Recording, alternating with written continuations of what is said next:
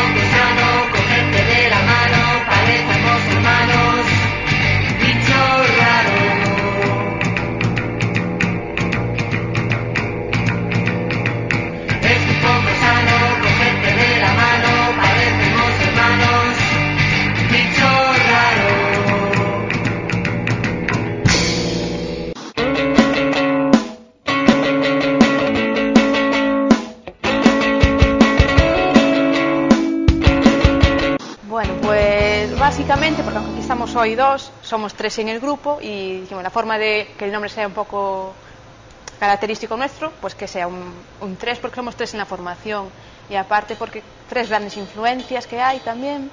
Claro, y aparte los tres hacemos todo, ¿no? O sea, no es en plan que hay un compositor y hay una que hace la música, otra que hace la letra, no. Entre los tres hacemos la música, hacemos las letras y hacemos todo. O sea que el 3 tiene que ser importante por eso. Claro, el grupo nunca, si fuéramos 4 ya cambiaría el nombre del grupo, pero como nunca vamos a cambiar de formación, pues ahí vamos con el 3 a muerte. Pues la verdad, yo creo que es por en plan que aunque parezca que no, sí que decimos cosas que para nosotros son importantes y tal. Y entonces hay un punto en el que llegamos en una canción que decimos, joder, hay que reírse algo de esto porque si no es una... La vida queda muy chorra. Y entonces hacemos cosas serias y después nos rimos de ello. Todo en una misma canción. Hay y a que lo parodiar mejor un poco en una canción la pues vida. hablamos de 3 cosas serias y nos reímos de 4 cosas... Bueno, una chorrada. Encima también nos rodeamos de gente que también nos influye en el humor así ácido tal, porque Si no conocemos a mucha gente normal. la gente convencional no suele ser la que más está a nuestro alrededor, casi nunca.